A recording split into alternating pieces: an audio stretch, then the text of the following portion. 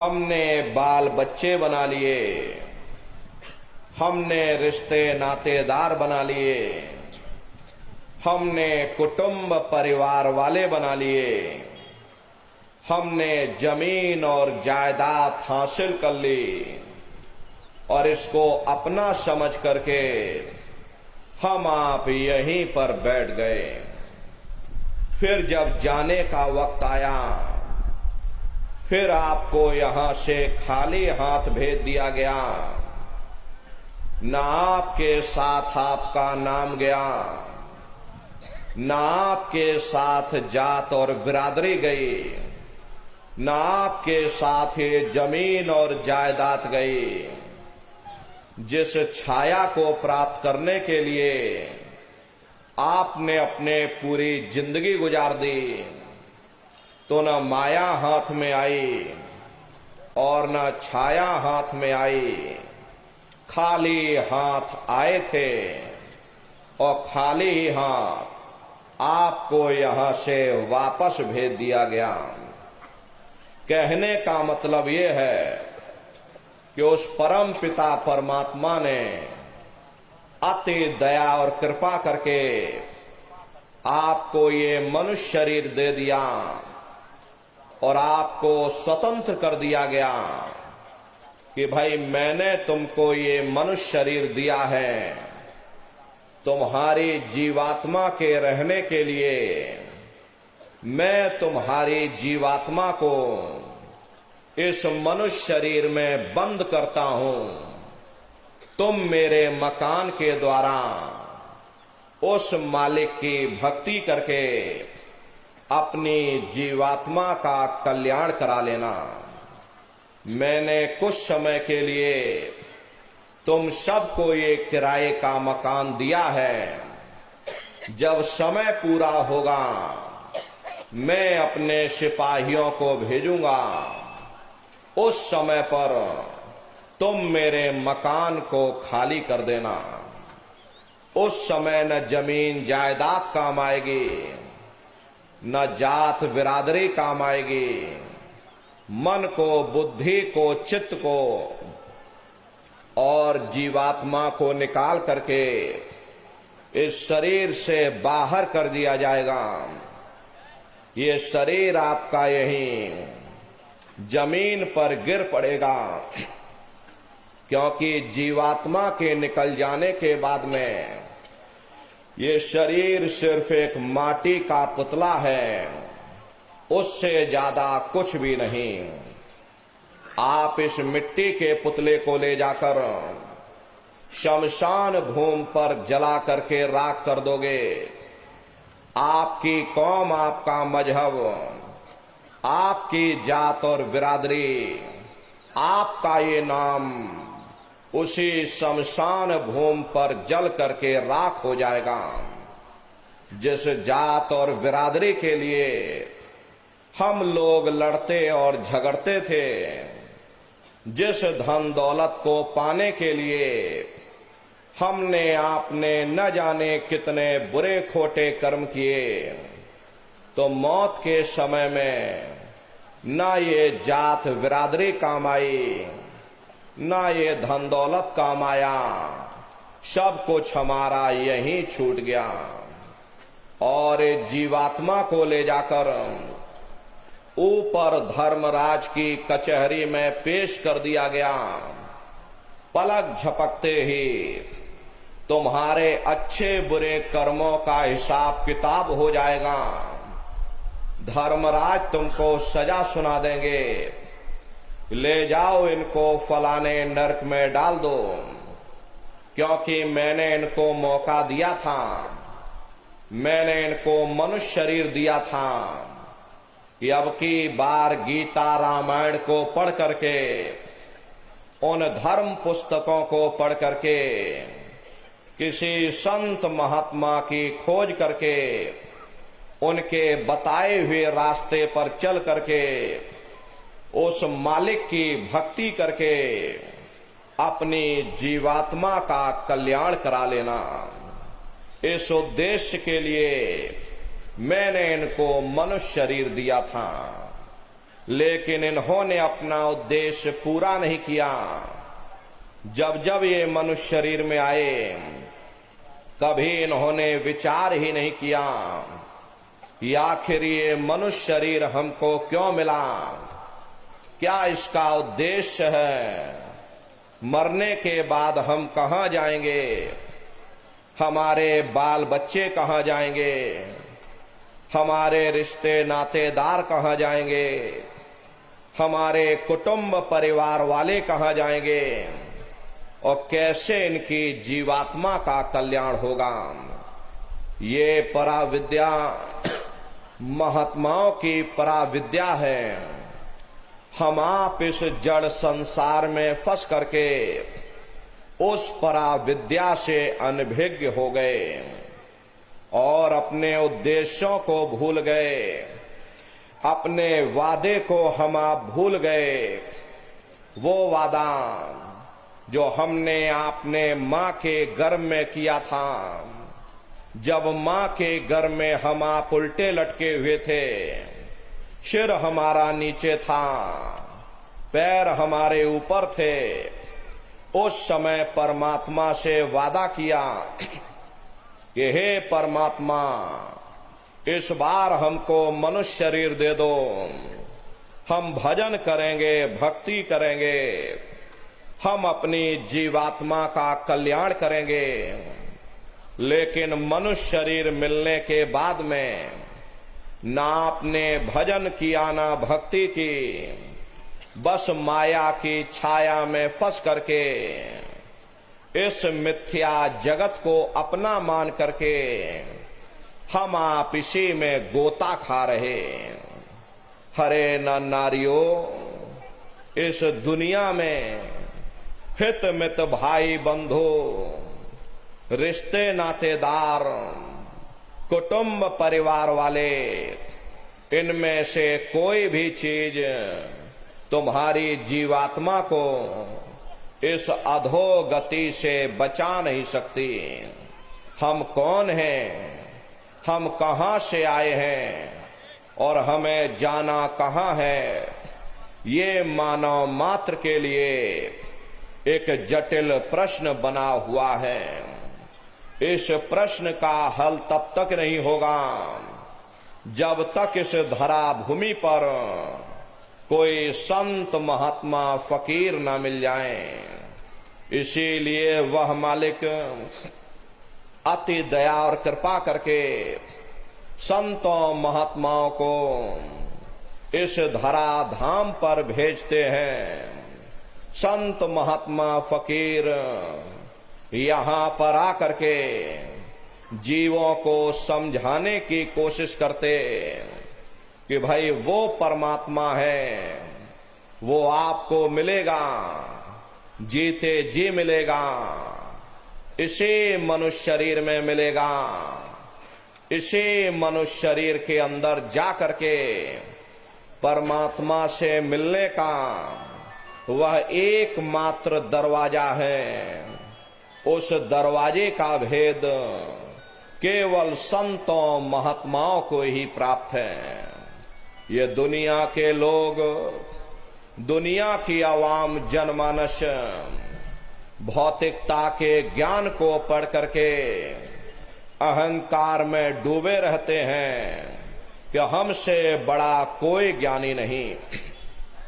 लेकिन उन बेचारों को नहीं मालूम कि जहां दुनिया का ज्ञान समाप्त होता है, उसी के सिर की चोटी से ये आध्यात्मवाद, आत्मा और परमात्मा का ये गूढ़ ज्ञान, रहस्य विज्ञान प्रारंभ होता।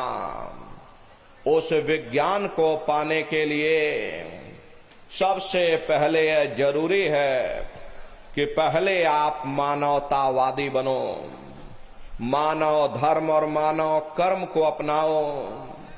हरे मानव धर्म क्या है कि इंसान इंसान के काम आवे, एक दूसरे की निस्वार्थ भाव से सेवा करे, सत्य दया हिंसा परोपकार आदि गुणों को अपने जीवन में उतार करके और किसी संत महात्मा की खोज करके उनके बताए हुए रास्तों पर चल करके उस मालिक की भक्ति करके अपनी जीवात्मा का कल्याण करा ले, यही इंसान का सबसे बड़ा मानव धर्म है। लेकिन आज इस कलिकाल में ये दुनिया की आवाम जनमानस विषय विकारों में, शराबों और कबाबों में, मांस और मदिरा में सुख ढूंढने की कोशिश कर रहे। ये चरित्र पतन जैसे कार्यों को अपना करके ये आवाम जनमानस कैसे सुखी हो सकती। पहले अपने चरित्र जैसे धन को इकट्ठा करो, क्योंकि चरित्र ही सब कुछ है। चरित्र ही मानव धर्म की पूंजी है। जो इंसान अपने अखलाक ईमान को बरकरार रखता वही इंसान चरित्रवान है। ये दुनिया भर के रगड़े झगड़े, पिता पुत्र में लड़ाई, आदमी औरत में लड़ाई, घर परिवार में लड़ाई, समाज में लड़ाई, जातियों में लड़ाई, मुल्क में लड़ाई, हरे नारियों, ये इंसानों का काम नहीं, ये हैवानों का काम है। इसलिए पहले आप इंसान बनो, चरित्रवान बनो, महात्माओं के समीप आओ। वे जो दया का प्रसाद दें उसे खुशी खुशी लेकर के अपने निज घर को जाओ, जहां न फिर जन्मना है और ना ही फिर मरना। इसीलिए हमारे गुरु महाराज परम संत बाबा जय गुरुदेव जी महाराज ने आवाम जनमानस के बीच में ये आवाज लगाई है कि इंसानों, तुम अपने दीन ईमान पर वापस आ जाओ और जिस्मानी मंदिर में बैठ करके भगवान का सच्चा भजन करो, जिससे तुम्हारी जीवात्मा नरकों में जाने से बच जाए। अरे हम माने ना माने, लेकिन संत महात्मा त्रिकालदर्शी होते, वे सब कुछ जानते हैं। अगर हम उनके वचनों को मान जाएंगे तो हम लोग बच जाएंगे, नहीं तो खाई और खंदक में जाकर गिर जाएंगे। इसीलिए अभी वक्त है उस मालिक से सच्ची प्रार्थना करने का, खुदा के सामने अपने गुनाहों की माफी मांगने का, धर्म मजहब के नाम पर लड़ने झगड़ने का नहीं, जात और बिरादरी के नाम पर लड़ने झगड़ने का नहीं। हमने बहुत लड़ लिया, बड़े बड़े झगड़े और फसादें की, बड़ी बड़ी नुक्ताचीनी की, सिवाय नफरत के हमको क्या मिला। नफरत की ऐसी ज्वाला जली जिसमें घर जल गया, परिवार जल गया, समाज जल गई, जातियां जल गई, अब सारा देश जल उठा। इसीलिए सारी मानवता बहुत थक गई। हर कोई ऐसी छांव चाहता है जहां उसे ठंडक मिले, शांति और सुकून मिले। ये सब वहीं मिल सकते हैं जहां शांति के संदेश होते, सुकून के संदेश होते, मानव धर्म और मानव कर्म के संदेश होते। और ये संदेश केवल संत महात्मा फकीर देते हैं, जो समदर्शी होते, जो समस्त जीवों के अंदर उस प्रभु के अंश को देखते हैं। ऐसे समदर्शी उन महात्माओं की खोज करो। ये मत देखना कि महात्मा के जाति के हैं, महात्मा किस बिरादरी के हैं। हरे जातियां कर्म के अनुसार बनाई गई, जन्म के अनुसार नहीं। मनुष्य की एक ही जाति है, वो है मानव जाति। और इसी मानव जामे में बैठ करके हमें उस मालिक की भक्ति करनी है। हरे नर नारियों, सुपच जात के भंगी थे, रैदास जी जात के हरजन थे, मीराबाई जात की छत्राणी थी। अगर वे सब उस मालिक को प्राप्त कर सकते हैं तो आप भी उस मालिक को प्राप्त कर सकते हो। लेकिन बगैर महात्माओं के, बगैर मुर्शिद के कोई भी जीव इस संसार समुद्र से ना कोई पार हुआ और ना ही कोई हो सकता। ये समुद्र ऐसा है जिसके ना इस किनारे का पता न उस किनारे का पता कोई नहीं जान सकता। ये दुनिया कब बनी, कितनी बार प्रलय और महाप्रलय हो गई, लेकिन इतना जरूर मालूम है कि जिस दिन से दुनिया बनी है हम लोग यहीं पर भटका खा रहे। अगर इधर से हवा चली तो नैया हमारी उधर चली गई, और अगर उधर से हवा चल गई तो हमारी नैया डगमगाते हुए इधर चली गई। न जाने कितने युग और कल्प बीत गए, लेकिन हमारी ये नैया आज तक इस भवसागर से किनारे नहीं लगी। इसलिए नर नारियों, सौभाग्य से वक्त का इतना बड़ा वरदान आपको मिला, ये मनुष्य शरीर आपको मिल गया। न जाने किस महात्मा की दया हो गई, न जाने कौन से जन्म जन्मांतरों के शुभ पुण्य कर्मोदय हो गए जो आपको ये मनुष्य शरीर मिल गया। हरे अब की बार मौका मिल गया है, समय रहते हुए अपनी जीवात्मा के कल्याण के लिए थोड़ा बहुत विचार करिएगा, वरना ये समय तुम्हारा निकलता चला जा रहा। मिली नरदेह तुमको, बनाओ काज कुछ अपना, पचो मते आए जग में, जानियो रैन का सपना। हरे प्रेमी भाई बहनों, जैसे रात में हम लोग स्वप्न देखते हैं, हालांकि उस समय पर हमें स्वप्न सच मालूम पड़ता, असली प्रतीत मालूम होता है। लेकिन जब हम सुबह उठते हैं, जब हमारी आंखें खुलती हैं, तब हमें होश आता, नहीं भाई हम तो स्वप्न देख रहे थे, ये सब भ्रम है। ठीक उसी प्रकार से ये दुनिया भी 10, 20, 100 साल का स्वप्न है। अब आप कहोगे हम जाग रहे, परंतु प्रेमी भाई बहनों, ऐसा हरगिज नहीं है।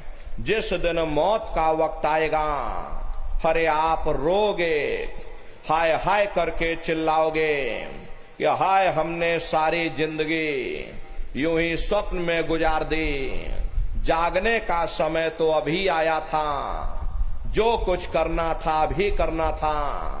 लेकिन प्रेमी भाई बहनों, अब पछताए होत क्या जब चिड़िया चुग गई खेत। महात्मा प्रेम से जीवों को समझाते कि भाई देह और ग्रह सब झूठा, भरम में काहे को खपना, ये घर बार हमारा अपना नहीं, हरे पराया देश है, ये सराय खाना है, ये मुसाफिर खाना है, ये शरीर भी तुम्हारा अपना नहीं, ये भी काल का पिंजरा है, किराए का मकान है, पराया मकान है। किसी को 40-50 साल के लिए मिला, किसी को 80-90, 100 साल के लिए मिल गया। जितने जितने श्वास उस मालिक ने बख्शे हैं, उसे भुगतने के बाद में हमें इस शरीर को यहीं छोड़ जाना। श्वास दुधारा नित्य ही जारी, एक दिन खाली चाम, हरे प्रेमी भाई बहनों, एक तालाब पानी से चाहे कितना भी क्यों ना भरा हो, आप एक छोटी सी नाली काट कर खोल दीजिए, तालाब में छोटा सा छेद कर दीजिए, तो सारा पानी ही तालाब से बाहर निकल जाएगा। ठीक उसी प्रकार से हमारा ये शरीर भी श्वासों का भंडार है। जब तक श्वासों का भंडार जारी है, हम दुनिया के काम काज में फंसे हुए, दुनिया के कारोबार में उलझे हुए, लेकिन जिस वक्त ये श्वासों का भंडार खाली होगा, हरे टेलीफोन खड़क जाएंगे, तार पहुंच जाएंगे, संदेश पहुंच जाएंगे, सब रिश्ते नातेदार, सब कुटुंब परिवार वाले, सब अड़ोस पड़ोस वाले मिनटों सेकंडों में इकट्ठा हो जाएंगे। हरे प्रेमी भाई बहनों, मामूली कष्ट नहीं होता, मौत के समय में घन घोर पीड़ा होती है। सहजो बाई ने उस पीड़ा को बयान किया कि सहजो मौते आइया, अंगे अंग दिया तोड़, और हिया जरे छाती फटे, उठे पीर घन घोर। गुरु महाराज सत्संग में फरमाते थे कि जैसे 1,00,000 बिच्छू एक साथ मिल करके हमारी जिस्म पर डंक मारे, उससे भी लाखों करोड़ों गुना ज्यादा मौत के समय में दर्द होता है। जब मृत्यु आती है तो किस तरह से प्राण निकलते, प्राणों के निकलने की क्या प्रक्रिया होती है, जरा उसे भी आप लोग समझ लीजिए। देखो प्रेमी भाई बहनों, जैसे संसार में महाप्रलय आती, महाप्रलय के समय क्या होता, सबसे पहले पूरी पृथ्वी ढह जाती, ये पृथ्वी पानी में घुल करके पानी बन जाती। मानव षष्ठी की प्रलय एक बड़ी कयामत है और शरीर की प्रलय एक छोटी कयामत है। तो जैसे ही मौत आती है, सबसे पहले गुदा चक्र टूटता है, सिमटत भास श्वास उठ जावे, और प्राण पति जम सिमट समावे। उस समय हमारी श्वासें रुक जाती, शरीर की चेतना पीछे सिमटने लगती, तो सबसे पहले गुदा चक्र ही टूटता, क्योंकि गुदा चक्र में पृथ्वी का वास होता। गुदा चक्र टूट करके ऊपर इंद्रिय चक्र में समा जाता, इंद्रिय चक्र में जल का वास होता, यानी जल ने पृथ्वी को घोल दिया। फिर जब इंद्रिय चक्र टूटेगा तो ऊपर नाभि चक्र में समा जाएगा, नाभि चक्र में अग्नि का वास होता, यानी अग्नि ने फिर जल को सुखा दिया, ये नीचे से सिमटाव होता है। फिर जब ये नाभि चक्र टूटेगा तो हृदय चक्र में समा जाएगा, हृदय चक्र में वायु का वास होता, यानी वायु ने अग्नि को अपने में समाहित कर लिया, और इस तरह से वायु आकाश में उड़ गई।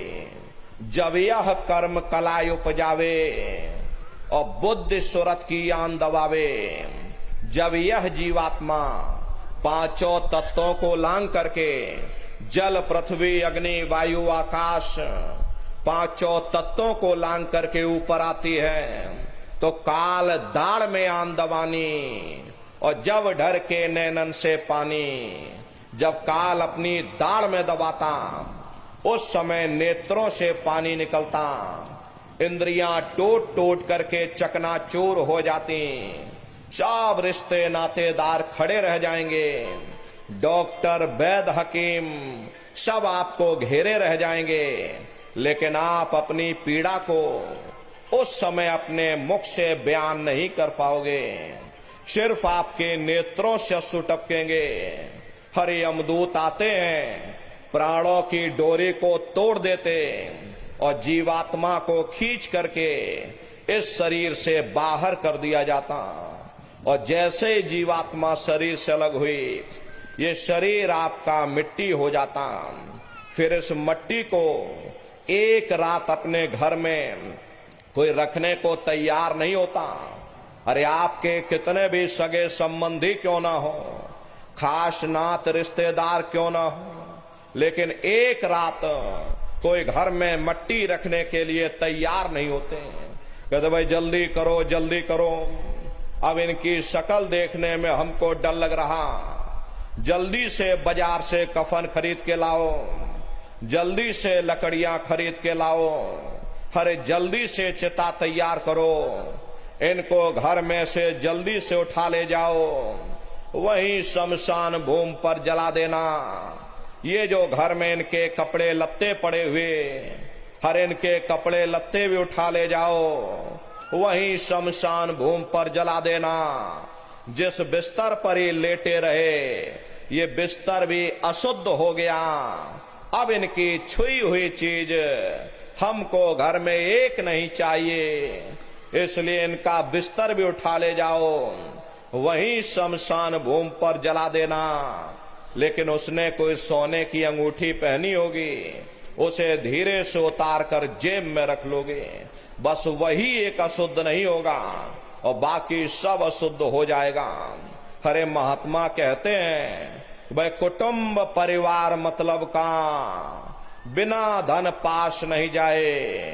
ये रिश्ते नातेदार, ये कुटुंब परिवार वाले, ये सब स्वार्थ के संगी साथी। हरे न नारियों, आज तुम्हारी जेब में पैसा है तो सब जैसे तैसे तुमसे रिश्तेदारियां कायम कर लेंगे। आज जेब खाली हो जाए तो बेटा बाप को बाप कहने के लिए तैयार नहीं होता।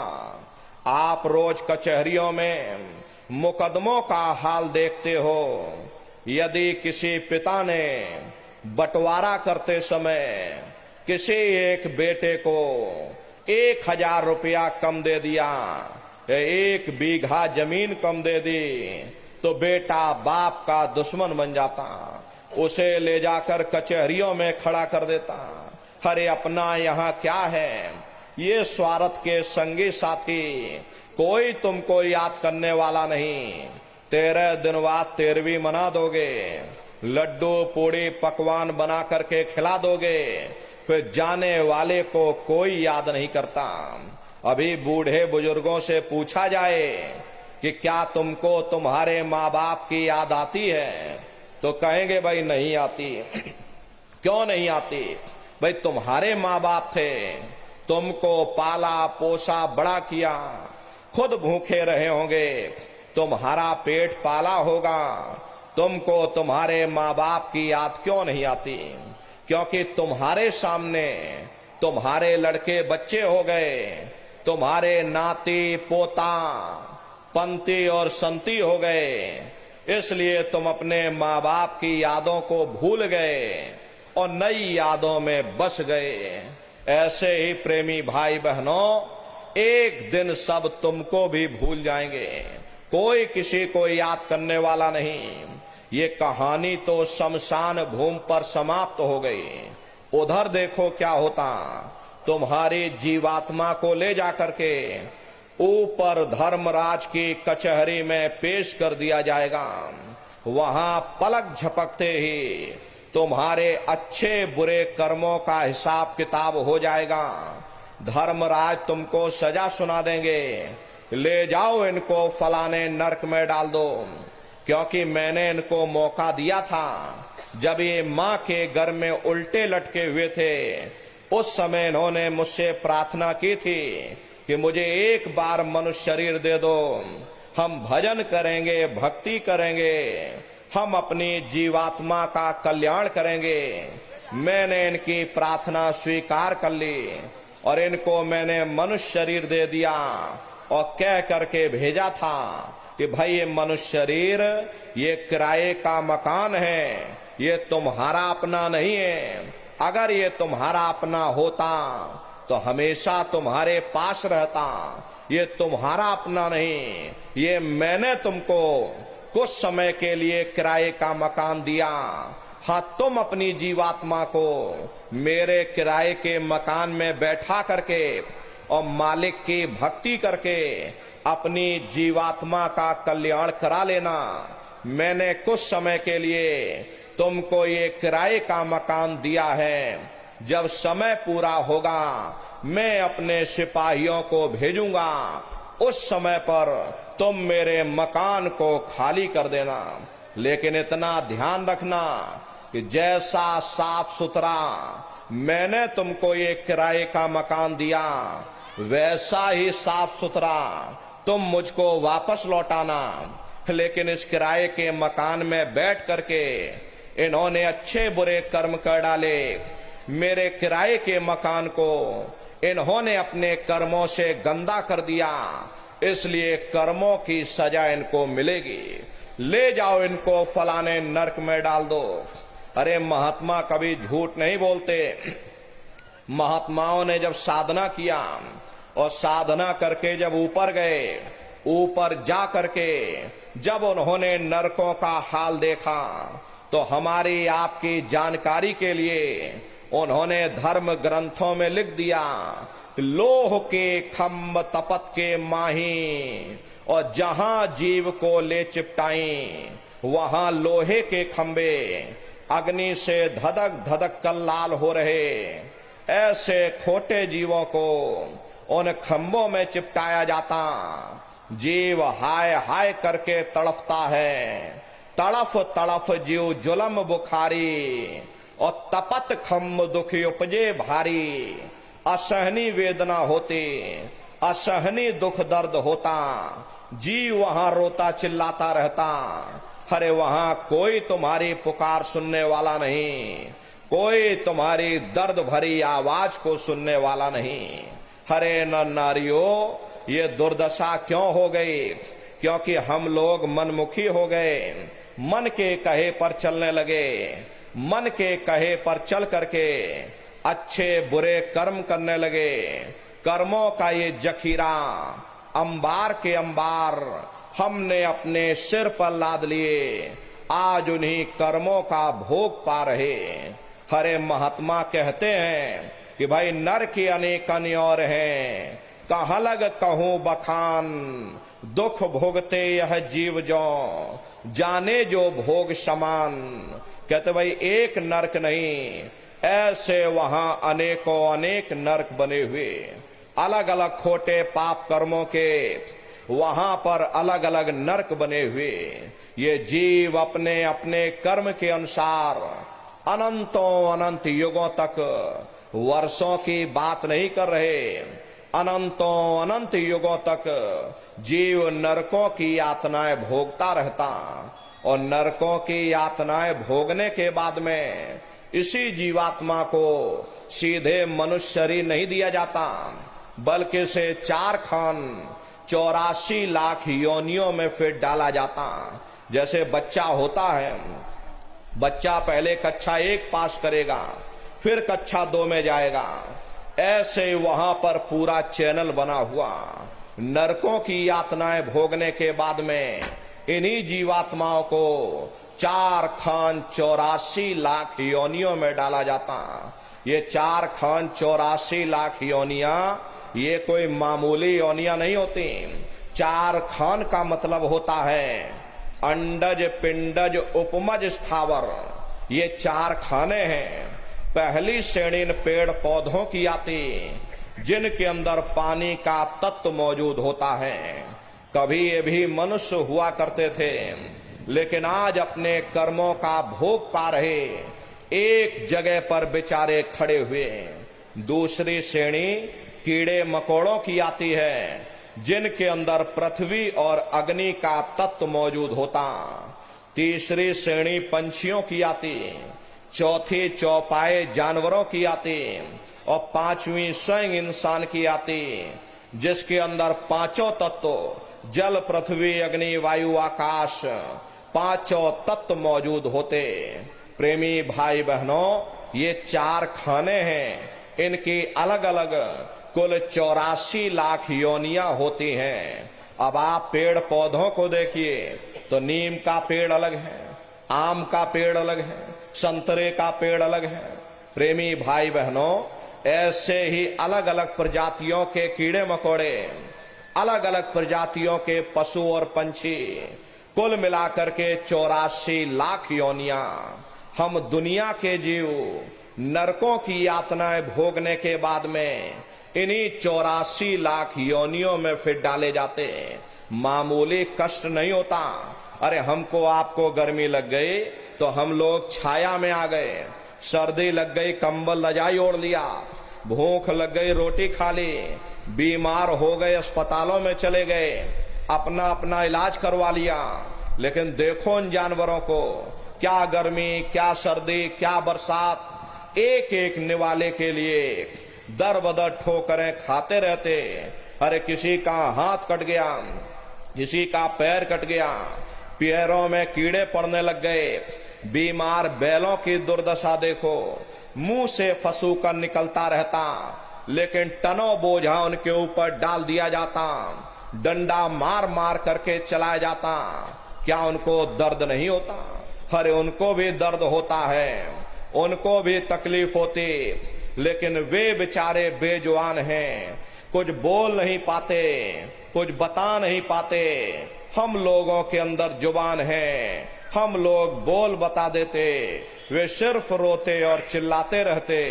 अरे कौन उनकी पुकार सुनने वाला, कौन उनकी दर्द भरी आवाज को सुनने वाला, कौन सी अदालत में जाकर के वे बेचारे दरवाजा खटखटाएं, कौन मजिस्ट्रेट उनकी फरियाद को सुनेगा?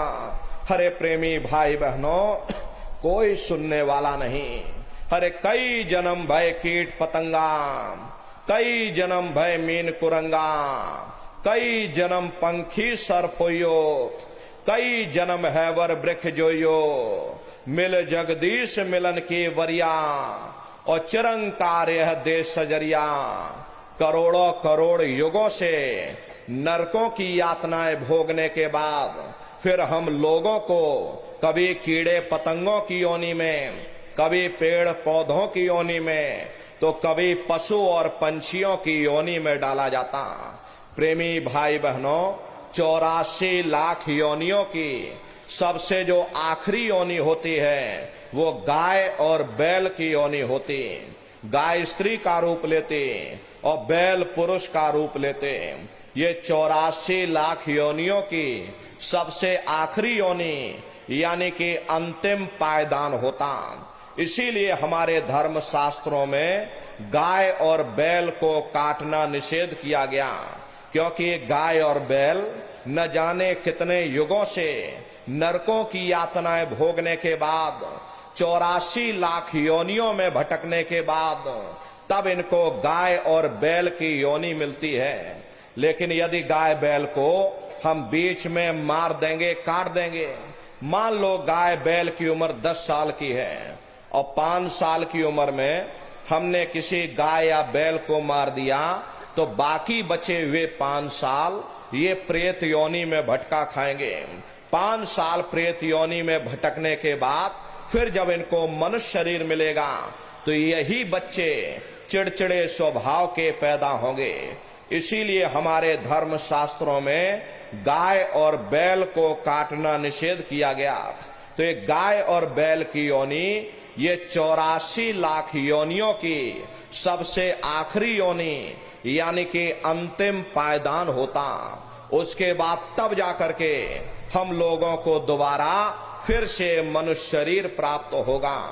इसीलिए कहा गया कि बड़े भाग्य मानुष तन पाया, बड़े ही सौभाग्य से हम लोगों को ये मानव तन मिला। बड़े से बड़े देवी देवता भी इस मानव तन को पाने के लिए तरसते हैं, क्योंकि इन 84 लाख योनियों से, उन नरकों से निकलने का केवल एक ही दरवाजा है, वह केवल मनुष्य का शरीर है। इसी मनुष्य मंदिर में बैठ करके हम उस मालिक की भक्ति कर सकते। इसीलिए संतों महात्माओं ने इस पंच भौतिक शरीर को सच्चा हरि मंदिर कहकर याद किया कि हरि मंदिर यह शरीर है, ज्ञान रतन प्रकट होए, ये असली हरि मंदिर है। जब भी वो मालिक मिलेगा, इसी हरि मंदिर के अंदर मिलेगा। इसी पंच भौतिक शरीर को ईसा मसीह साहब ने टेम्पल ऑफ लिविंग गॉड यानी जिंदा ईश्वर का मंदिर कहा। इसी पंच भौतिक शरीर को गुरु नानक साहब ने नर नारायणी देह कहकर याद किया। ये वो देह है जिसमें नारायण स्वयं विराजमान है। इसी पंच भौतिक शरीर को मुसलमान फकीरों ने कुदरती काबा कहकर याद किया। ये असली कुदरती काबा है। खुदा का दीदार जब भी होगा इसी कुदरती काबे के अंदर जाकर होगा। बाहर से आज तक न कभी किसी को परमात्मा मिला, न भविष्य में कभी मिल सकता। परमात्मा जब भी मिलेगा तुम्हें तुम्हारे अंदर मिलेगा। यही कबीर साहब ने लिखा है कि जो तिल माही तेल है, जो चकमक में आग, और तेरा साईं तुझ में, और जाग सके तो जाग। जिस तरह तिल में तेल होता, पत्थर में अग्नि होती, ठीक उसी तरह से वो मालिक हर एक के घट घट में, हर एक के वजूद के अंदर बैठा हुआ। यही संत भीखा साहब ने फरमाया कि भाई भीखा भूखा को नहीं, और सबकी गठरी लाल, गिरह खोल नहीं जानसी, ताते भय कंगाल। यानी उस परमात्मा ने इस शरीर के अंदर कोई कमी नहीं रखी, सबके अंदर नाम रूपी अमूलक दौलत रखी हुई। यही आपकी धर्म पुस्तकों में भी लिखा कि अरे मोको का धूड़े रे बंदे, मैं तो तेरे पास में, और ना तीरथ में ना मूरत में, मैं तो हूं विश्वास में। ना मैं तीरथ में मिलूंगा, ना मैं मूरत में मिलूंगा, न अन्य किसी कर्म कांड में मिलूंगा। मैं जब भी मिलूंगा तो मैं तुम्हारे अंदर मिलूंगा। अब सवाल तो ये उठता है कि भाई आखिर इस हरि मंदिर के अंदर जाकर के हम उस परमात्मा को कैसे प्राप्त करेंगे। इसके लिए संतों महात्माओं ने केवल 3 ही साधन बताए। साधन 3 सारिन वर्णे, और साधन सब थोथे मान। इस कलयुग में उस मालिक को पाने के लिए संतों महात्माओं ने केवल 3 साधना बताई। पहला है सुमरन, दूसरा है ध्यान, और तीसरा है भजन। सुमरन कहते उस मालिक को याद करना, ध्यान कहते हैं दृष्टि को एकाग्र करना, और भजन कहते हैं कान में उंगली डाल करके उस शब्द को सुनना, उस नाम को सुनना जो मालिक के घर से आवाज आ रही। प्रेमी भाई बहनों, ये सुरत शब्द नाम योग की साधना है। प्रेमी भाई बहनों, ये सुरत शब्द नाम योग की साधना सबसे पहले कबीर साहब आए।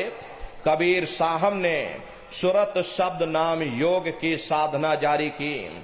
उसके बाद गुरु नानक साहब आए। गुरु नानक साहब ने भी सुरत शब्द नाम योग की साधना जारी की। उसके बाद और भी महात्मा आए, कबीर, नानक, दादू दरिया, भीखा, रविदास, पलटू जगजीवन, गोस्वामी जी महाराज, जिन्होंने घट रामायण बनाई, उन्होंने भी सुरत शब्द नाम योग की साधना जारी की। अरे आपके राजस्थान की धरती पर मीराबाई हुई, सहजोबाई हुई, उन्होंने भी उस मालिक को पाया तो सुरत शब्द नाम योग की साधना करके पाया। जितने भी महात्मा इस धरती पर हुए, सभी महात्माओं का इतिहास पढ़ के देख लेना। सभी महात्माओं ने सुरत शब्द नाम योग की गाथा गाई। प्रेमी भाई बहनों, ये सुरत शब्द नाम योग की साधना है। इस साधना की 3 क्रियाएं हैं। पहला सुमरन, दूसरा ध्यान, और तीसरा भजन। तो कैसे आप लोग सुमरन करोगे, कैसे आप लोग ध्यान करोगे, और कैसे आप लोग भजन करोगे, जरा बैठ करके अच्छी तरह समझिएगा और फिर घर पर जा करके करिएगा। तो सबसे पहले सुमरन कैसे किया जाएगा। सुमरन करने के लिए एक माला आप लोग ले लेना। ये देखो प्रेमी भाई बहनों, 108 दाने की ये माला है। अपने अपने घरों में बैठ करके बाहर से अपनी आंख को बंद कर देना। दोनों आंखों के मध्य भाग में अपने ध्यान को एकाग्र करके और मन ही मन, अंदर ही अंदर, दाने दाने पर जय गुरुदेव नाम का उच्चारण करिएगा। हर दाने पर जय गुरुदेव नाम, हर दाने पर जय गुरुदेव नाम। जय गुरुदेव, जय गुरुदेव, जय गुरुदेव, जय गुरुदेव। कुल 108 बार करिएगा। दोबारा इसी जगह फिर वापस आ जाओगे तो यहां से फिर जय गुरुदेव नाम का उच्चारण करना। हर दाने पर जय गुरुदेव नाम, हर दाने पर जय गुरुदेव नाम। जय गुरुदेव, जय गुरुदेव, जय गुरुदेव। कुल 108 बार करिएगा। तीसरी बार फिर यहीं वापस आ जाओगे।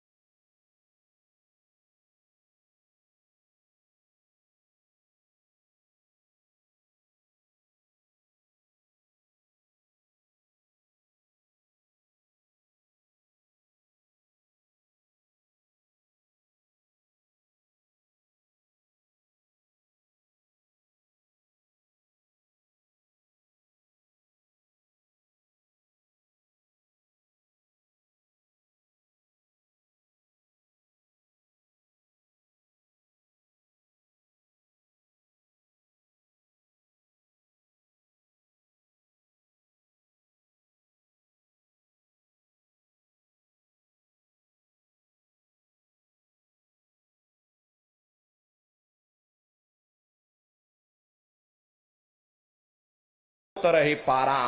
कलयुग में केवल नाम का आधार है, वो नाम तुम्हारे अंदर दिन और रात धुनकारे दे रहा। तो उसी घंटे संग की आवाज को महात्माओं ने शब्द या नाम कहा। उसी को मुसलमान फकीरों ने कलमा कहकर याद किया। उसी को ईसा मसीह साहब ने वर्ड या लागस कहकर याद किया। उसी को गुरु नानक साहब ने अनहद वाणी कहकर याद किया। और चीन में जो महात्मा हुए उन्होंने इसको ताओ कहकर याद किया। और हिंदू महात्माओं ने इसे देववाणी, आकाशवाणी कहकर याद किया। उन अलग अलग महात्माओं ने अपनी अपनी भाषा में हम लोगों को समझाने की कोशिश की कि भाई वो घंटे संग की आवाज तुम्हारे अंदर गूंज रही, वो आपको सुनाई पड़ेगी। लेकिन शुरुआती समय में आपको ऐसा अनुभव होगा कि कहीं बड़ी दूर पर घंटियां बज रही, टन टन टन, लेकिन सुनाई हर एक को पड़ेगी। प्रेमी भाई बहनों, जब घंटे संग की आवाज आपको सुनाई पड़ने लग जाए तब आप सीटी की आवाज को छोड़ देना और घंटे संग की आवाज को पकड़ लेना। प्रेमी भाई बहनों, जब आप उस आवाज को पकड़ लोगे तो सीटी की आवाज धीरे धीरे बंद हो जाएगी और घंटे संग की आवाज बढ़ने लग जाएगी। और बढ़ते बढ़ते इस कदर बढ़ेगी ये आपके रोम रोम में घंटे और संग की आवाज गूंजने लग जाएगी। बड़ी घनघोर आवाज होती है, बड़ी मधुर वो आवाज होती। हर ये जो दुनिया के संगीत आप लोग सुनते हो, ये बाहर जो दुनिया के गाने सुनते हो, उस रूहानी संगीत के सामने ये दुनिया के संगीत कुछ नहीं है। जब आप उस रूहानी संगीत को सुनोगे इतना भारी आनंद आपके ऊपर छा जाएगा, इतनी खुशी आपको होगी, ऐसा नशा आपके ऊपर चढ़ जाएगा, इतना आप उस आवाज में खो जाओगे या आप सारी दुनिया को भूल जाओगे। हरे प्रेमी भाई बहनों, शंकर भगवान को वही नशा चढ़ा था। शंकर भगवान कोई गांजा भांग नहीं पीते थे। ये तो हमने आपने शंकर भगवान को बदनाम कर दिया कि शंकर भगवान गांजा भांग पीते थे, चलो हम भी गांजा भांग पिएंगे। लेकिन ऐ नन्नारियों, शंकर भगवान ने कभी गांजा भांग नहीं पिया। शंकर भगवान जिस नशे में लीन रहते थे वो नाम का नशा था, वो ध्यान का नशा था, वो भक्ति का नशा था। जब आप उस आवाज को सुनोगे तो आपको भी वो नशा चढ़ जाएगा, क्योंकि उस आवाज में चुंबक है। जब आप उस आवाज को सुनोगे तो वो आवाज आपको अपनी ओर खींचेगी, और जब खिंचाव होगा तो जीवात्मा का फैला हुआ प्रकाश 9 द्वारों से सिमटने लगेगा। अब ये 9 द्वार कौन कौन से? देखो प्रेमी भाई बहनों, अच्छी तरह समझिएगा, ये बहुत बड़ा विज्ञान है। दुनिया का विज्ञान जब समाप्त हो जाएगा तो ये विज्ञान प्रारंभ होगा। 9 दरवाजे कौन कौन से हैं? 2 आंख, 2 कान, 2 नाक के सुराख, 1 मुंह और 2 मलमूत्र का रास्ता, ये शरीर के 9 दरवाजे हैं। सबसे पहला दरवाजा गुदा चक्र आता है। गुदा चक्र में गणेश जी वास करते। गणेश जी वहां के मालिक हैं। ये 4 दल का कवल है। यहां पर पृथ्वी तत्व पाया जाता। उसके ऊपर इंद्री चक्र आता। इंद्री चक्र में ब्रह्मा जी वास करते। प्रेमी भाई बहनों, ये 6 दल का कवल है। यहां पर जल तत्व पाया जाता। उसके ऊपर ये नाभि चक्र आता। नाभि चक्र में विष्णु जी वास करते। ये 8 दल का कवल है। यहां पर अग्नि तत्व पाया जाता। उसके ऊपर ये हृदय चक्र आता। हृदय चक्र में शिव जी वास करते। ये 12 दल का कवल है। यहां पर वायु तत्व पाया जाता। हरे वास तो वो ऊपरी मंडलों में करते, लेकिन उनका प्रकाश, उनकी किरणें इन चक्रों पर पड़ती हैं। उसी के ऊपर एक कंठ चक्र आता है। यहां पर आद्या महाशक्ति की किरणें पड़ती। ये 16 दल का कवल है। और आप सबसे ऊपर, तुम्हारी जीवात्मा सबसे ऊपर दोनों आंखों के मध्य भाग में बैठी है। जहां पर देवियां बिंदी लगाती और पुरुष जहां टीका लगाते।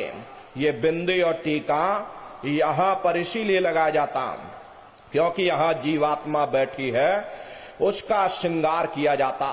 तो ये 10वां द्वार है जहां पर तुम्हारी जीवात्मा बैठी हुई। इसी जगह 10वें द्वार पर ये जीवात्मा बैठ करके अपने प्रकाश को 9 दरवाजों में फैलाती है, जिससे आपका ये शरीर चलता, आपके हाथ आपके पैर चलते हैं। जब आप भजन करोगे और घंटे शंख की आवाज को सुनोगे तो उस आवाज में चुंबक है, वो आवाज आपको अपनी ओर खींचेगी। और जब खिंचाव होगा तो जीवात्मा का फैला हुआ प्रकाश 9 दरवाजों से सिमट करके यही 10वें दरवाजे पर इकट्ठा हो जाएगा। और जैसे ही यहां पर इकट्ठा हुआ, तुरंत शब्द जीवात्मा को खींच करके इस शरीर से बाहर कर देगा। फिर आप अपनी आंखों से देखिएगा कि हमारा शरीर ये है और हम ये खड़े। आप अपने शरीर से अलग हो जाओगे।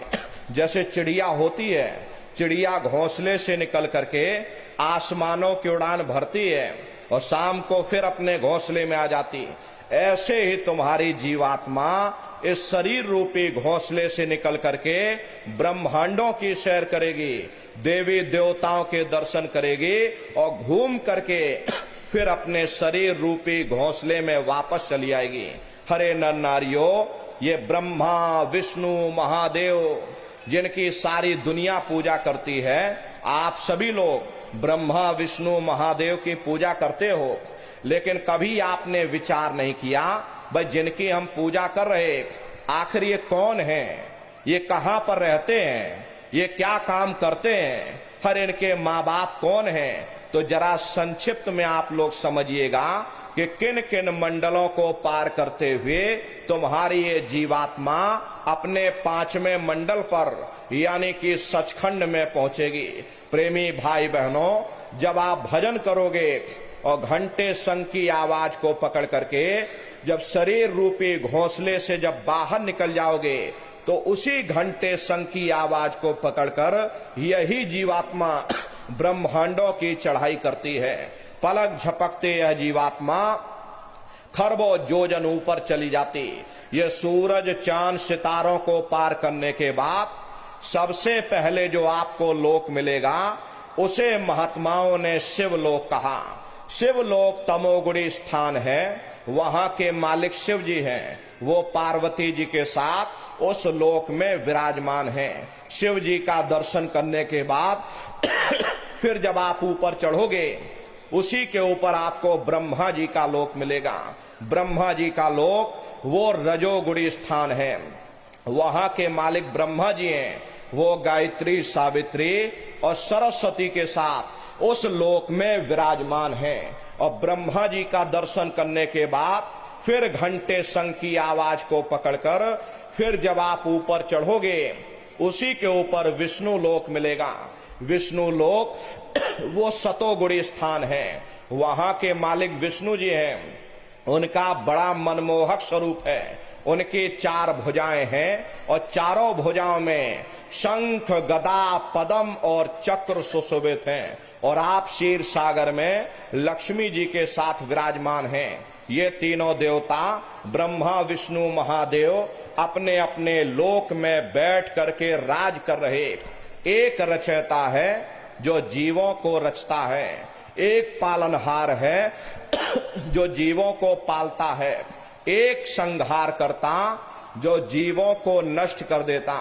एक का काम है घड़े को बनाना, एक का काम है घड़े की सुरक्षा करना और एक का काम है घड़े को फोड़ देना। इनके जो माता है वो आद्या महाशक्ति हैं। ब्रह्मा विष्णु महादेव लोक के ऊपर वो आद्या महाशक्ति का लोक आता। उसी लोक को पार करने के बाद सबसे पहला देश पड़ता है, या यूं कह लीजिए कि पहली राजधानी पड़ती है, जिसे महात्माओं ने सहस दल कवल कहा। वो राजधानी है। ये ब्रह्मा विष्णु महादेव के जो लोक हैं उस राजधानी के अंतर्गत आने वाले जिले हैं, लेकिन सहस्रदल कवल वो राजधानी है। राजधानी का जो मालिक है वो निरंजन भगवान है। ये ब्रह्मा विष्णु महादेव ये निरंजन भगवान के ही पुत्र हैं, और ये आद्या महाशक्ति ये निरंजन भगवान की अर्धांगिनी हैं। और निरंजन भगवान स्वयं तीनों लोकों के मालिक हैं। उन्हीं को त्रिलोकीनाथ कहा जाता।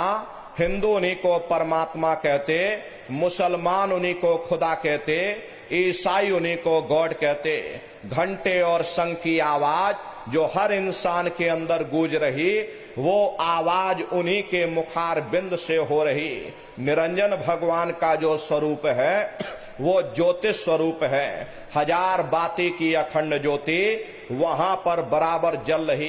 अरे हम आप यहाँ ज्योत जलाते हैं, मंदिरों में जो ज्योत जलती उस ज्योत में तेल की जरूरत पड़ती, बाती की जरूरत पड़ती, लेकिन वो अखंड ज्योति वहां ऐसी जल रही जिसमें ना तेल की जरूरत है और ना बाती की जरूरत है। पलटू साहब ने जिक्र किया कि उल्टा कुआ गगन में तिसमें जरे चिराग, तिसमें जरे चिराग, बिना रोगन बिन बाती, और 6 ऋतु 12 मास जरत रहे दिन राती। सतगुर मिले जो होए ताहि की नजर में आवे, और बिन सतगुर नहीं कोई वाह को दर्शावे। वो अखंड ज्योति ऐसी है जिससे पूरा ब्रह्मांड प्रकाशवान हो रहा। जितनी भी अवतारी शक्तियां आई, राम आए, राम को वहीं से नीचे उतारा गया। इसीलिए उस देश को अयोध्या नगरी भी कहा जाता। और जितने देवी देवता ब्रह्मा विष्णु महादेव आदि की उत्पत्ति वहीं से हुई। वहां के धनी का दर्शन करने के बाद फिर तुम्हारी ये जीवात्मा दूसरे मंडल के शब्द को पकड़कर और दूसरे मंडल की चढ़ाई करेगी। श्याम तज श्वेत को गहना, सुरत को तान धुन सुनना, और बंक के द्वार धस बैठो और त्रिकुटी जाय कर लेना। उसी के ऊपर दूसरा देश आता जिसे महात्माओं ने त्रिकुटी देश कहा। वहां के जो मालिक है वो ब्रह्म है। वहीं से मन और माया की उत्पत्ति हुई। वहीं से 3 गुण, रजोगुण तमोगुण सतोगुण, तीनों गुणों की उत्पत्ति वहीं से हुई। ये जो आपके वेद हैं, वेदों को सारी दुनिया पढ़ती है। वेदों की भी उत्पत्ति उसी स्थान से हुई है।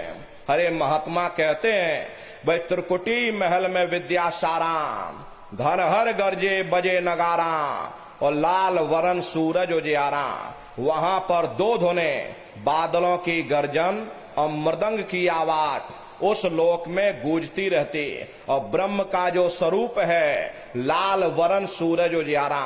ये सूरज कुछ नहीं, ऐसे लाखों लाख सूर्य इकट्ठे करोगे तो वहां का एक सूर्य बनेगा। प्रेमी भाई बहनों, ब्रह्म का जो स्वरूप है वो सुबह के लाल सूर्य के समान है। इसीलिए वहां का पूरा ब्रह्मांड लाल है। जहां तक आपकी निगाह जाएगी ब्रह्म देश में चारों तरफ आपको लाल ही लाल नजर आएगा। महात्मा जब साधना करके वहां पहुंचे तभी महात्माओं ने लिख दिया, लाली मेरे लाल की जित देखो तो लाल, और लाली देखन में गई मैं भी हो गई लाल। वो पूरा ब्रह्मांड ही लाल है। जितने साधक वहां पहुंच जाते हैं उन सभी को योगेश्वर कहा जाता। जैसे व्यास जी हुए, वशिष्ठ जी हुए, वाल्मीकि जी हुए, इन सब की पहुंच वहीं तक थी। इसीलिए कहा गया वाल्मीकि भय ब्रह्म समाना। जब इनकी जीवात्मा वहां पहुंची और जब इन्होंने ब्रह्म का दर्शन किया तो इनका स्वरूप भी ब्रह्म के समान यानी कि ब्रह्म स्वरूप हो गया। जितने साधक वहां पहुंच जाते हैं उन सभी को योगेश्वर कहा जाता। योगेश्वर भगवान श्री कृष्ण उसी देश में वास करते। ये जो ब्रह्म देश है वो श्री कृष्ण भगवान का ही देश है। श्री कृष्ण भगवान वहीं पर रहते हैं। ये बाहर की जन्माष्टमी नहीं है जो आप लोग मनाते हो। महात्माओं ने कहा था भाई सही मायने में तुम जन्माष्टमी कब मनाओगे? जब तुम्हारी ये जीवात्मा 5 तत्व जल पृथ्वी अग्नि वायु आकाश और 3 गुण रजोगुण, तमोगुण, सतोगुण, 5 तत्व 3 गुणों से परे हो करके ब्रह्म देश में पहुंच करके जब कृष्ण भगवान का दर्शन कर लोगे तब सही मायने में जन्म अष्टमी मनाई जाएगी। वहां कृष्ण भगवान का दर्शन करने के बाद फिर तुम्हारी जीवात्मा तीसरे मंडल के शब्द को पकड़कर तीसरे मंडल की चढ़ाई करेगी। आगे पहुंची सुन झंकार, ररंकार धुन सुनी पुकार, आगे श्वेत शून्य है भाई और मान सरोवर पैठ नहाई। उसी के ऊपर तीसरा देश आता जिसे महात्माओं ने शून्य देश कहा, उसी को रारंग देश कहते, उसी को अक्षर और नेति कहा जाता। वहां के जो मालिक हैं वो रारंग पुरुष यानी कि पार ब्रह्म पुरुष है। वहां किंगरी और सारंगी 2 धुनें उस लोक में गूंजती रहती और पार ब्रह्म पुरुष का जो स्वरूप है वो पूर्णमासी के चंद्रमा के समान बड़ा ही मनमोहक स्वरूप है। इसी स्थान पर प्रेमी भाई बहनों एक बहुत बड़ा अमृत का सरोवर बना जिसे महात्माओं ने मान सरोवर कहा। जब तुम्हारी ये जीवात्मा उस मान सरोवर में स्नान कर लेगी तो जन्म जन्मांतरों के मैले पाप कर्म साफ हो जाएंगे। अरे यहाँ के पानी से तुम्हारे कर्मों की सफाई नहीं होने वाली, ये बाहर का पानी तुम्हारे शरीर के मैल को धो सकता, लेकिन जो पापों का मैल है, जो अंतःकरण में गंदगी जमा, वो जब साफ होगी जब आप तीसरे मंडल पर पहुंच करके उस गंगा में डुबकी लगाओगे। उसमें स्नान करने के बाद ये जीवात्मा हंस रूप हो जाती। हंसन मिले हंसा हो जाई, मिले जो अमी आहारा है।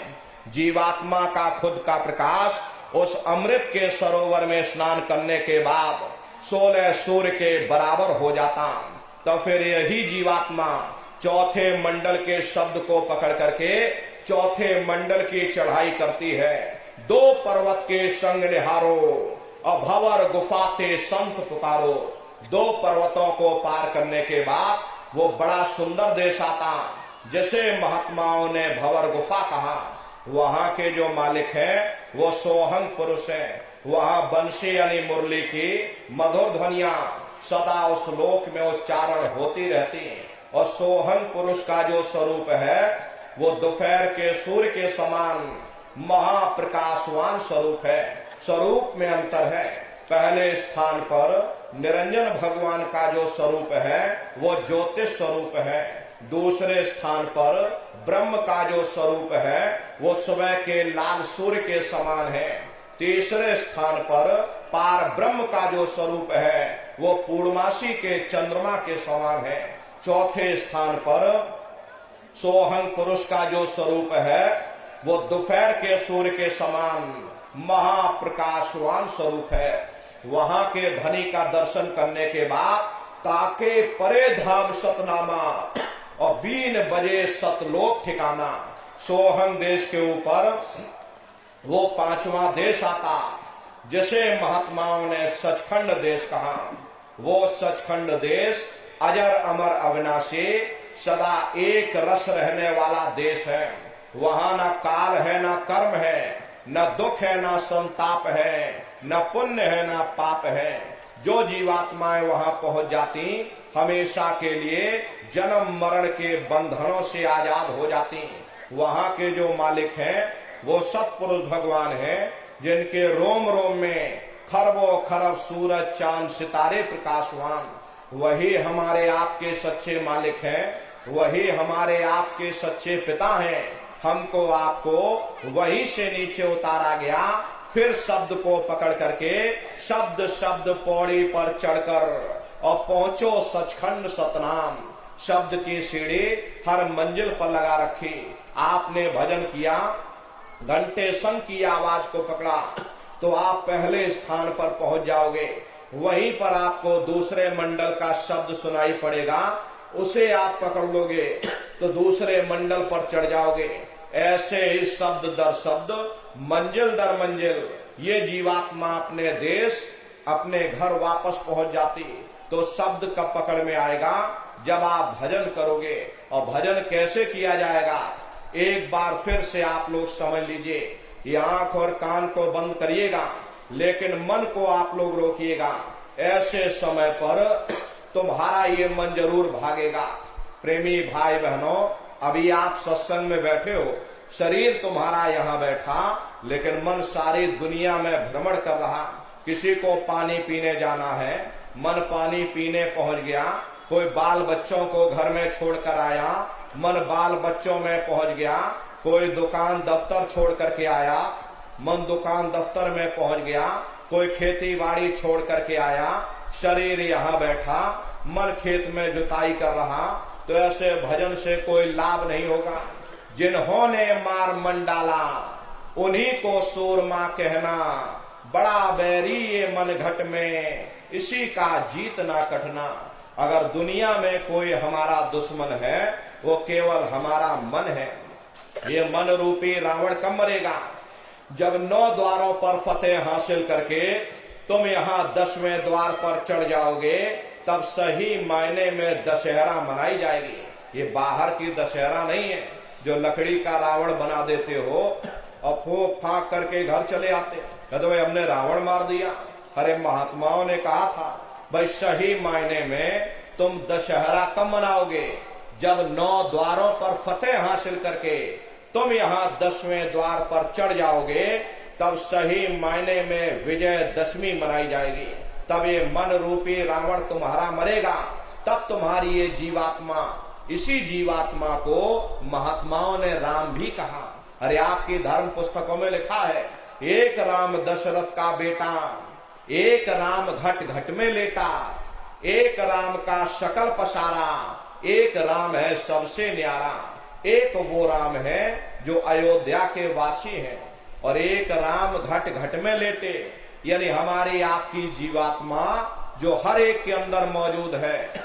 महात्माओं ने कहा भाई एक वो राम है, और एक राम का शकल पसारा, यानी पहले स्थान के मालिक वो निरंजन भगवान, जिनको दुनिया त्रिलोकीनाथ कहती है, जिनका ये पूरा पसारा पूरा संसार है। महात्माओं ने कहा भाई एक वो राम है, और एक राम है सबसे न्यारा, 5वें स्थान के मालिक वो सतपुरुष भगवान जो हमारे आपके सच्चे पिता हैं। महात्माओं ने कहा भाई एक वो राम है। तो महात्मा तो उस राम की महिमा गाते। मोटी बात आप लोग पकड़िए, भजन कैसे करना है। तो आंख और कान को बंद करिएगा, ऊंचा ध्यान दे करके सुनना। सीटी जैसी आवाज शुरू में आपको सुनाई पड़ेगी, उसको पकड़ लेना, सुनते रहना। कुछ समय बाद में आपको दोबारा अनुभव होगा कि कहीं बड़ी दूर से एक महीन आवाज, घंटे और शंख की आवाज हमारे कानों में बज रही। जब घंटे शंख की आवाज आपको सुनाई पड़ने लग जाए, तब आप सीटी की आवाज को छोड़ देना और घंटे शंख की आवाज को पकड़ लेना। एक बार प्रेमी भाई बहनों आप उस आवाज को पकड़ लो, फिर वो आवाज आपको नहीं छोड़ेगी, खींच करके शरीर से बाहर कर देगी। तो रोज आना, रोज जाना, रोज ब्रह्मांडों की सैर करना, रोज देवी देवताओं के दर्शन करना, रोज राम के दर्शन करना और रोज कृष्ण के दर्शन करना। अभी तो आप नकल में फंसे हो, असल पूजा नहीं है। अरे अपनी बुद्धि से विचार करो। ये बंबई में बैठे अब बड़े बड़े कलाकार, अब कोई कलाकार राम बन जाता और कोई कलाकार कृष्ण बन जाता, बाजारों में उनकी फोटो छप जाती, आप उनकी फोटो खरीद करके घर के कोने में टांग देते हो और सुबह शाम नहा धोकर पूजा आरती करते। अरे आप तो घर में उनकी पूजा कर रहे, वो बंबई में बैठकर मुर्गा मुर्गी खा रहे। कितनी बड़ी अज्ञानता। महात्माओं ने कहा राम भी तुम्हारे अंदर है, कृष्ण भी तुम्हारे अंदर है, चलो अंदर चलो, अंदर चल करके साक्षात्कार उनका दर्शन दीदार करो। तो सुमरन, ध्यान और भजन, ये 3 क्रियाएं आपको बताई गई। रास्ता बिल्कुल सच्चा है, आप करोगे, आपको अनुभव होगा, दिखाई भी देगा और सुनाई भी पड़ेगा। लेकिन इतना ध्यान रखिएगा, जो भी दिखाई सुनाई पड़े किसी को बताइएगा नहीं, अपने अंदर हजम करना। जितना हजम कर लोगे उतना रास्ता खुलता चला जाएगा। तो भजन ध्यान सुमरन नित्य नियम से आप लोग करिएगा, नागा नहीं होना चाहिए।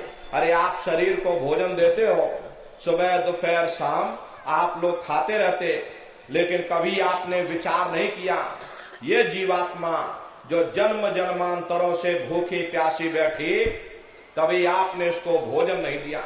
और इसका भोजन शब्द है, इसका भोजन नाम है। अपना ये नियम बनाइए कि पहले हम अपनी जीवात्मा को भोजन देंगे, फिर अपने शरीर को भोजन देंगे। अगर ये नियम आपका बन गया तो आपका लोक भी बन जाएगा, परलोक भी बन जाएगा। हरे नर नारियों, मालिक को पाने के लिए तुम्हें घर बार छोड़ने की जरूरत नहीं है, तुम्हें समाज छोड़ने की जरूरत नहीं है, तुम्हें जात बिरादरी बदलने की जरूरत नहीं है। हरे जात पात के रगड़े झगड़े ये हमारे अपने नहीं है, ये सिर्फ हमारे मन की खुराफात है। आप सभी लोग बुद्धिमान हो, अपनी अपनी बुद्धि से आप सभी लोग विचार करिएगा। प्रेमी भाई बहनों, जब गुरु नानक साहब नहीं आए थे तब कोई सिख नहीं था, जब मोहम्मद साहब नहीं आए थे तब कोई मुसलमान नहीं था, जब ईसा मसीह साहब नहीं आए थे तब कोई ईसाई नहीं था। और पीछे लौटते चले जाओ तो केवल मनुष्य ही मनुष्य रह जाते। ये रगड़े झगड़े किसने पैदा किए? ये हमने आपने पैदा किए। हर कोई भी महात्मा यहाँ पर आकर के न कोई कौम मनाने आता है, न कोई महात्मा यहाँ पर मजहब चलाने आते, न कोई यहाँ पर पंथ चलाने आते हैं, और ना ही आप हमारे हाथों में ये डंडे और तलवारें देने के लिए आते। अरे आप तो सच्चा मार्ग, सनातन मार्ग समझाने के लिए इस धरा भूमि पर शरीर रूप में अवतरित होते। इसीलिए महात्मा कहते हैं, वह जाति पाति पूछे नहीं कोई, हरि का भजे सो हरि का हुई। लोग यहाँ जात पात बनाते बनाते मर गए, लेकिन नर नारियों, जब तुम्हारी ये जीवात्मा इस मनुष्य रूपी चोले को छोड़ करके ऊपर धर्मराज की कचहरी में पहुंचेगी, वहां न तुमसे ये पूछा जाएगा कि तुम किस जाति के हो, तुम किस कौम के हो, तुम किस मजहब के हो, तुम हिंदू हो या मुसलमान हो, तुम हिंदुस्तान से आए हो या तुम पाकिस्तान से आए हो। अरे वहां तुम्हारे कर्म देखे जाएंगे, भक्ति भाव देखा जाएगा, मालिक से मिलने का प्रेम और प्यार देखा जाएगा। इसीलिए महात्मा समझाते हैं, भाई मालिक को पाने के लिए तुम्हें जात बिरादरी बदलने की जरूरत नहीं है, तुम्हें समाज छोड़ने की जरूरत नहीं है, तुम्हें बाल बच्चे छोड़ने की जरूरत नहीं है, तुम्हें घर परिवार छोड़ने की जरूरत नहीं, तुम्हें जंगल और पहाड़ों में भटकने की जरूरत नहीं, तुम्हें साधु सन्यासी और बाबा बनने की जरूरत नहीं। अरे भाई, तुम अपने अपने घर परिवार में रहो, अपने अपने बाल बच्चों के साथ रहो, मेहनत और ईमानदारी से काम करो, और 24 घंटे में घंटा 2 घंटा अपनी जीवात्मा के कल्याण के लिए सुरत शब्द नाम की कमाई यानी कि सुमरन ध्यान और भजन करिएगा। हरे नर नारियों, यही दौलत तुम्हारे काम आएगी, बाकी सब यही पड़ा रह जाएगा। सुई की एक नोक भी तुम्हारे साथ में जाने वाली नहीं है। अरे बड़े बड़े राजे महाराजे आए, सारी जिंदगी उन्होंने एक किला बनाते बनाते गुजार दिया। आज उनके किलों को जाकर देखो, आज खंडहर बने पड़े हुए। विश्व विजेता सिकंदर सारी दुनिया पर राज करने का ख्वाब देखता था, वो भी मुट्ठी खोल करके चला गया। कोई क्या साथ लेकर जाएगा? जो चीज तुम्हारे साथ में जाने वाली वो केवल मालिक की भक्ति है। इसलिए प्रेमी भाई बहनों, वो दौलत कमा लो जो अंत समय में तुम्हारे काम आवे, वरना ये समय तुम्हारा निकलता चला जा रहा। ये श्वासों की पूंजी दिन प्रतिदिन कम होती चली जा रही। एक समय ऐसा आएगा, ये बुलबुला तुम्हारा फूट जाएगा, न जाने तुमको दोबारा मनुष्य शरीर मिले ना मिले। अरे तुम भटकते रह जाओगे नरकों और चौरासियों में। इसलिए प्रेमी भाई बहनों, अहो भाग्य है आपका, आपको ये मनुष्य शरीर मिल गया। इस मनुष्य रूपी मंदिर में बैठ करके वो आत्म धन कमा लो, वो रूहानी खजाना कमा लो, जिससे तुम्हारी जीवात्मा का कल्याण हो जावे। तो सुमरन, ध्यान और भजन नित्य नियम से आप लोग करिएगा। और सभी लोग शाकाहारी रहना, क्योंकि गुरु महाराज ने शाकाहार पर विशेष जोर दिया। हमारे गुरु महाराज बराबर कहते थे, ए बच्चे बच्चियों, तुम लोग शाकाहारी रहना, शाकाहार का प्रचार करते रहना, इसी से देश और दुनिया में भारी परिवर्तन होगा। हरे नर नारियों, परिवर्तन कोई कानून बनाने से नहीं होता, परिवर्तन कोई आंदोलन करने से नहीं होता, परिवर्तन कोई तोड़ फोड़ करने से नहीं होता। परिवर्तन तब होता है जब लोगों के विचार बदलते, लोगों की भावनाएं बदलती। विचार जब बदलेंगे जब लोगों का खान पान शुद्ध होगा। देसी कहावत है, जैसा खाए अन्न वैसा होए मन। जब इंसान पशुव्रती भोजन करेगा, उसकी बुद्धि स्वतः ही पशुओं जैसी हो जाएगी, सोच विचार उसका चिंतन स्वतः ही पशुओं जैसा हो जाएगा। फिर जिस शराब के नशे में माँ बहन बेटे की पहचान खत्म हो जाए, उस शराब को पी करके यह कैसे पता चलेगा कि क्या अच्छा और क्या बुरा है। यही कारण है कि आज घर समाज में ये दुनिया भर के अत्याचार, दुनिया भर के व्यभिचार फैले हुए हैं। अरे हम लोग मंदिर बनवाते हैं, उन मंदिरों में नहा धो करके जाते, कहते भाई परमात्मा के रहने की जगह है, हमको नहा धो करके जाना चाहिए, फूल अगरबत्ती ले जाना चाहिए। कोई उन मंदिरों में कूड़ा कचरा नहीं डालता। अगर कूड़ा कचरा डालोगे तो आपस में लाठियां चल जाएंगी। फिर ये जो हरि मंदिर है, ये पंच भौतिक शरीर जिसे महात्माओं ने हरि मंदिर कहा, हर इसमें तुम हाड़ मांस के लोथड़े डालते हो, इसमें तुम शराब की कतरे डालते हो। अपने बनाए हुए ईंट गारे के मंदिर की तुम कद्र करोगे और परमात्मा के बनाए हुए इस हरि मंदिर को तुमने जीते जी कब्रिस्तान बना दिया तो सख्त सजा मिलेगी। हरे महात्माओं ने लिखा है कि तिल भर मच्छी खाई के कोट गौ दे दान, काशी करवट जा मरे निश्चय नरक निदान। यदि तिल भर भी मच्छी खा करके फिर चाहे कोटान कोट गौओं का तुम दान करो और काशी में जाकर के मत्था रगड़ते रगड़ते अपनी पूरी जिंदगी तुम वहां पर गुजार देना, फिर भी तुमको तुम्हारे गुनाहों की सजा मिलेगी, कोई बच नहीं सकता। क्योंकि ये कर्म भूमि है, यहाँ तुम जैसा कर्म करोगे वैसा ही फल तुमको मिलेगा। देखिए, इस कर्म भूमि पर कृष्ण भगवान तक नहीं बच पाए। उस समय बाली को छिप करके बाण मारा, वही बाली कृष्ण अवतार में बहेलिया बन करके आ गया। कृष्ण भगवान के पैरों में पद्म चमकता था, हिरण की आंख समझ करके, और बहेलिये ने निशाना मार दिया। जब पास में आकर के देखा कृष्ण भगवान थे, अफसोस करने लगे। लेकिन कृष्ण भगवान ने उसको समझाया कि इसमें तुम्हारा कोई दोष नहीं, उस समय हमने तुमको मारा, आज तुमने हमको मार दिया, हमारा तुम्हारा अदला बदला पूरा हो गया। कर्म प्रधान विश्व रच राखा, जो जस करे सो तस फल चाखा। ये कर्मों का ऐसा देश है, यहाँ तुम जैसे बीज बोगे वैसी ही फसल काटोगे। इसलिए प्रेमी भाई बहनों, आप सभी लोग शाकाहारी रहिएगा। शाकाहार का प्रचार अपने अपने क्षेत्रों में बराबर आप लोग करते रहना। अरे धर्म का प्रचार है। हरे नर नारियों, सतयुग कैसे आएगा, राम राज कैसे आएगा? राम राज कोई भाषण देने से नहीं आने वाला। राम राज जब आएगा जब आप लोग धर्म का प्रचार करोगे, और धर्म का प्रचार करने की जिम्मेदारी हम सभी प्रेमी भाई बहनों की है, क्योंकि हम सभी लोग अपने गुरु के जलाए हुए चिराग हैं। अगर एक एक चिराग एक एक गांव में पहुंच जाएगा, ये पूरा गांव प्रकाशवान हो जाएगा, ये पूरा समाज प्रकाशवान हो जाएगा। धर्म के प्रचार में आप सभी लोग अपना अपना योगदान दीजिएगा। गुरु महाराज के संदेशों को जन जन के बीच में पहुंचाइएगा। गुरु महाराज कह करके गए कि बच्चा, गांव गांव में तुम भजन केंद्र की स्थापना करो, गांव गांव के लोग भजन करने लग जाएं, गांव गांव में सत्संग होने लग जाए, गांव गांव के लोग शाकाहारी हो जाएं, गांव गांव के लोग सदाचारी बन जाएं, आंखों में माँ बहन बेटी की पहचान कायम हो जाए।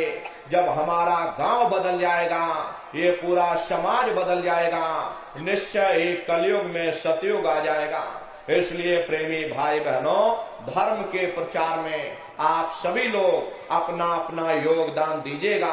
और प्रेमी भाई बहनों, देखिए हमारे गुरु महाराज ने एक अच्छे समाज के निर्माण के लिए, चरित्रोत्थान के लिए, लोगों को शाकाहारी और सदाचारी बनाने के लिए 116 वर्ष की आयु तक अथक मेहनत और परिश्रम किया। हमारे गुरु महाराज ने अपने गुरु की याद में मथुरा आश्रम पर इतना विशाल मंदिर बनवाया। गुरु महाराज हमारे कहते थे, बच्चा मंदिर का जीता जागता देवता वहां बैठ करके बरकत बांट रहा।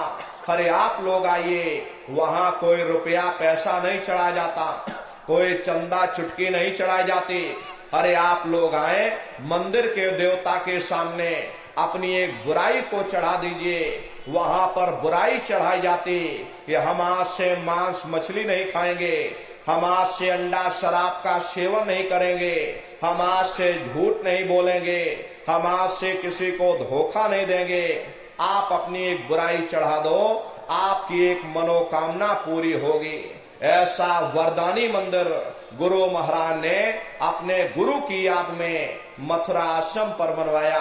प्रेमी भाई बहनों, तो मथुरा आश्रम पर ये होली का कार्यक्रम 7, 8, 9 मार्च 3 दिवसीय होली का कार्यक्रम मथुरा आश्रम पर मनाया जाएगा।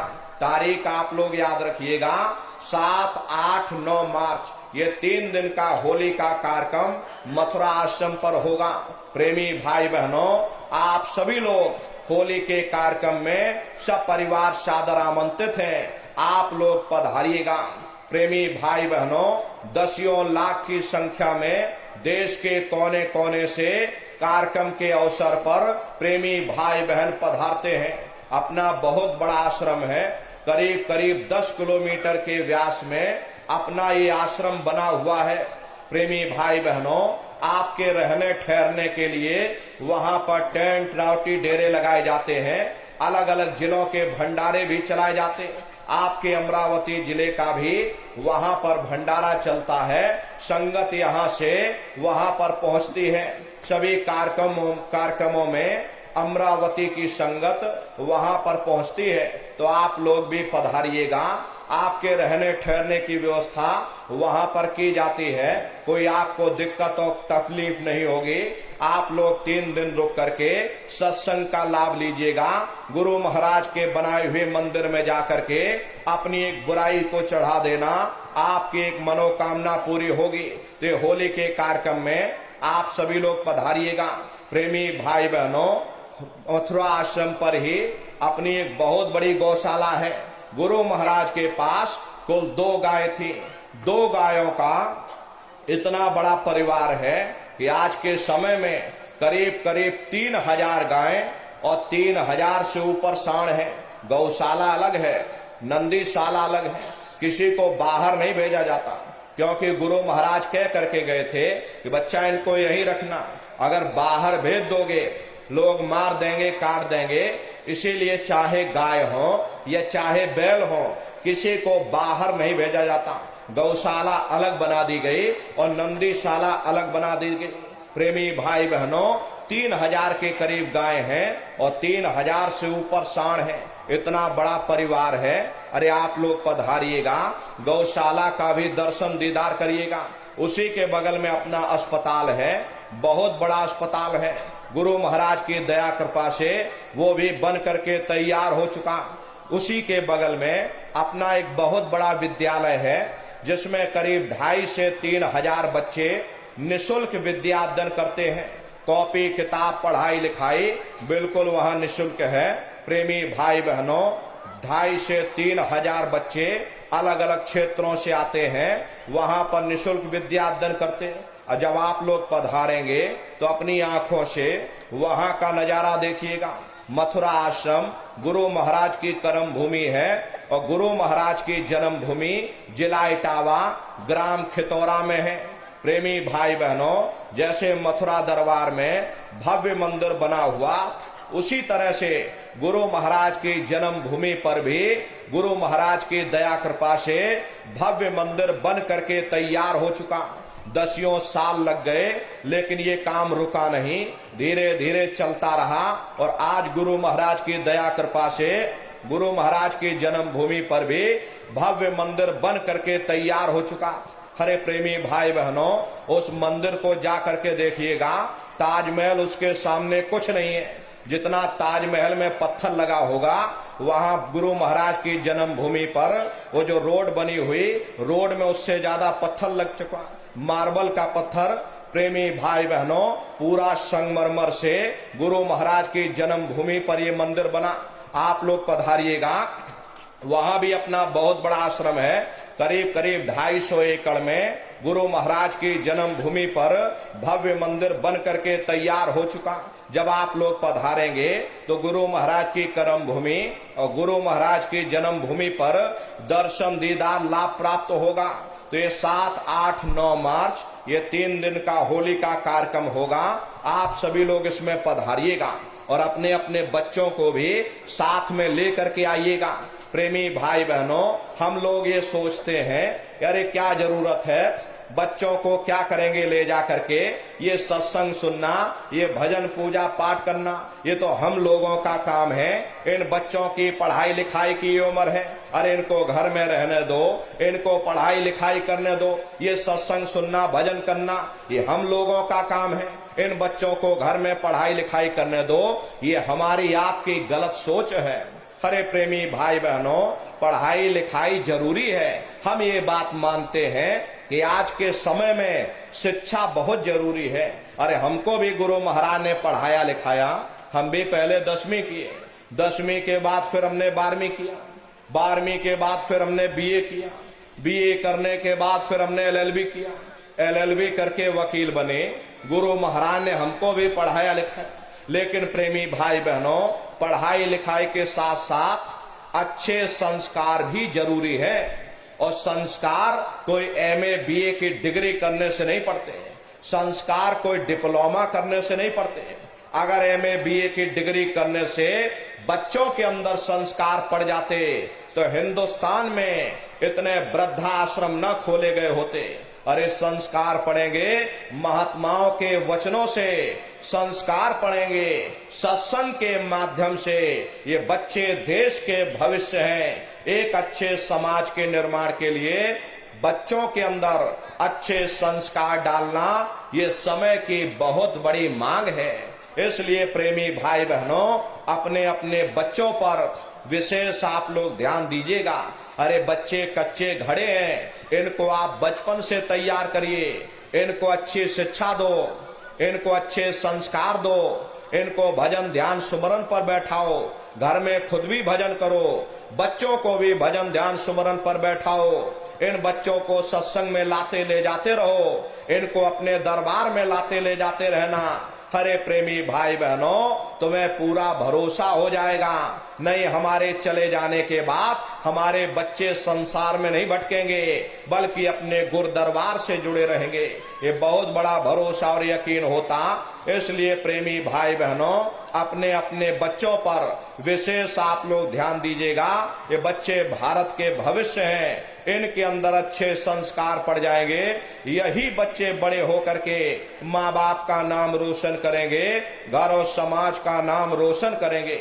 इसलिए प्रेमी भाई बहनों, अपने अपने बच्चों के साथ, इष्ट मिष्ट परिवार वालों के साथ आप सभी प्रेमी भाई बहन होली के कार्यक्रम में सपरिवार सादर आमंत्रित हैं। आप लोग पधारिएगा। शाकाहारी का प्रचार अपने अपने क्षेत्रों में बराबर आप लोग करते रहिएगा। भजन ध्यान सुमरन बराबर आप लोग करते रहना। देखिए आपके बगल में ये आश्रम भी यहाँ पर बना हुआ, रोज यहाँ पर प्रेमी भाई बहनों आश्रम में सत्संग होता है, रोज भजन ध्यान सुमरन कराया जाता। ये तो आपके बगल में सामने आश्रम बना है। प्रेमी भाई बहनों, सामूहिक रूप से आप लोग वहां पहुंचा करो, सुमरन ध्यान भजन बैठ करके किया करो, सत्संग होगा सत्संग को सुना करो। हरे प्रेमी भाई बहनों, भजन ध्यान सुमरन करने लग जाओगे, लोक और परलोक दोनों बन जाएगा। रास्ता आपको दे दिया, चाबी आपको पकड़ा दी गई, ताला खोलना ये आपका काम है। इतना जान लो प्रेमी भाई बहनों, ये रास्ता बिल्कुल सच्चा है। आप करोगे, आपको अनुभव होगा, दिखाई भी देगा, सुनाई भी पड़ेगा, लोक भी बन जाएगा, आपका परलोक भी बन जाएगा। इसलिए प्रेमी भाई बहनों, भजन ध्यान सुमरन बराबर आप लोग करते रहिएगा। इसी के साथ अब हम अपनी वाणी को विराम देते हैं। कहने सुनने में यदि हमसे कोई गलती हुई हो तो प्रेमी भाई बहनों, हम तो छोटे हैं, आप सभी लोग हमारी माताएं बहन